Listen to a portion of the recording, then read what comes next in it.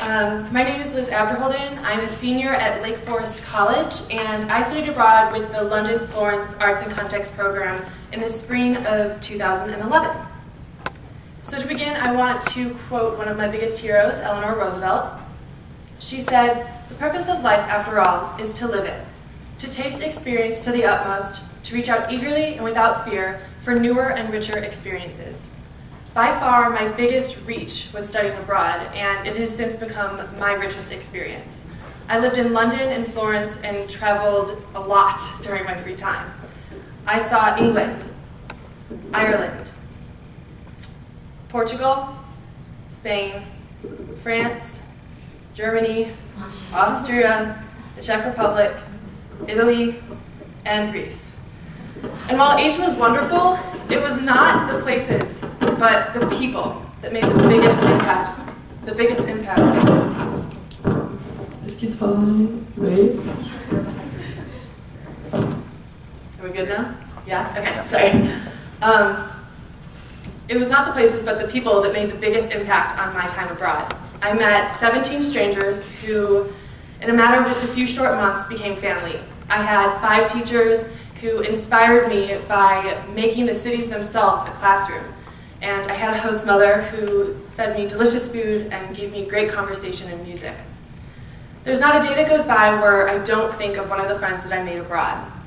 For example, whenever I hear the word quiche, I immediately think of my friend Tara, who was also my roommate. Tara and I quickly became the laughingstock of the kitchen while we were in London. Our culinary attempts provided more entertainment than they did edible food. So we one night decided to make individual oven-baked pizzas. And we put it in the oven. We set the timer for 7 minutes, which would leave them just like slightly burnt on the top and slightly cooked on the bottom. We were 2 of the only people, I think, in the group who could not decode the hieroglyphic-like symbols of the electric oven. So as we began to eat, and she kind of stops and she looks at me and she goes, "Liz, there's egg." I'm like, "There's egg in your pizza?" And she goes, "No, like it is egg." So we scurried back to the kitchen to try and find the box because we had no idea what she had just bought, and learned a very valuable lesson. Quiche Lorraine is not a pizza flavor. Whenever I hear the word quiche, it immediately reminds me of Tara, and in the same way, Janis Joplin's Take Another Little Piece of My Heart reminds me of my host mother, Carmen.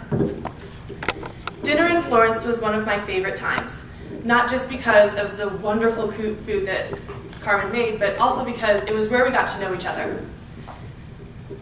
Dinner in Italy is more like an art form or a theater production.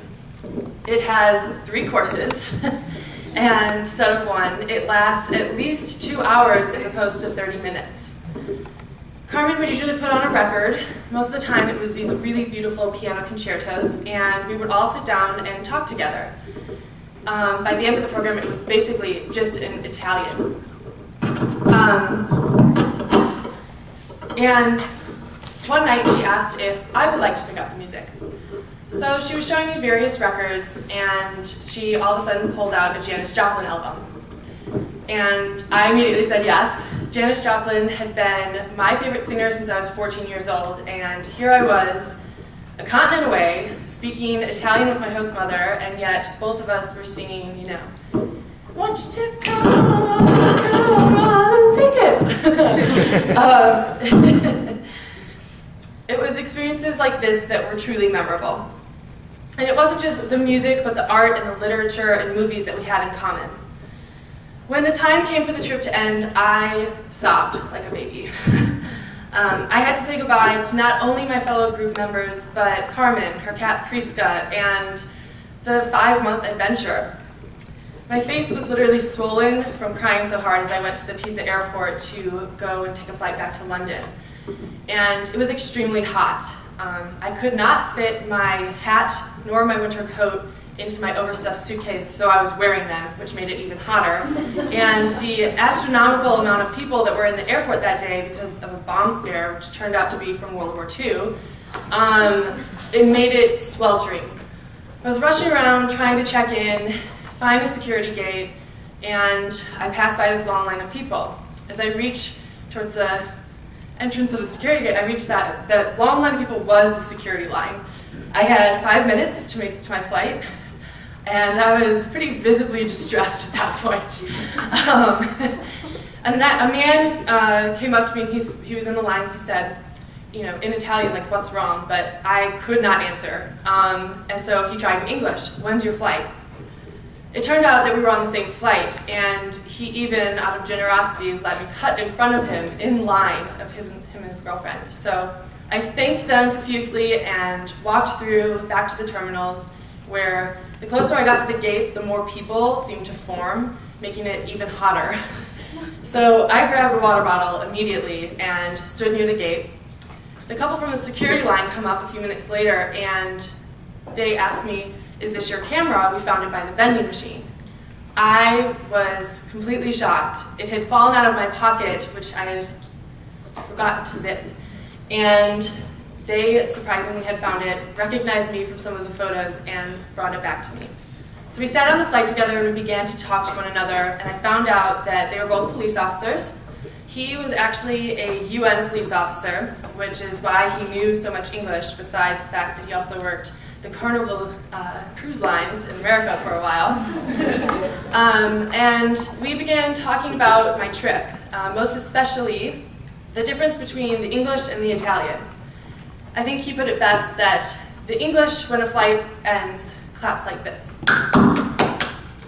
The Italians clap like this. Woo! I also noticed that his girlfriend had a beautiful red bracelet on, and I made a comment to her. She said, really, you like it? And I said, yes, it's very pretty. She said, then take it. But before I could even refuse, she had already placed it on my wrist and said, per fortuna, which means for good luck. What she didn't realize was that I had already experienced an extraordinary amount of luck in my 5 months abroad. Coming back to America, I didn't just, here's a picture of her, we were on the plane together. Coming back to America, I didn't just bring 2 overstuffed suitcases, nearly 20,000 photos, and tons of keepsakes and treasures, but memorable conversations, a plethora of new ideas, and unforgettable friends.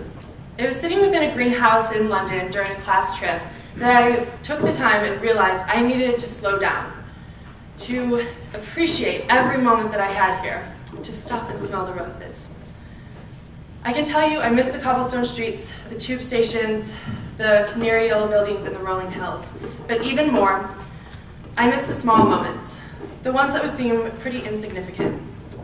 Reading our signed plays that I showed in our room, laughing about the way that I dried my clothing, opening tons of Kinder Eggs and saving all of the toys within them, searching for cool graffiti and street signs, or simply just talking with friends in a field surrounded by flowers.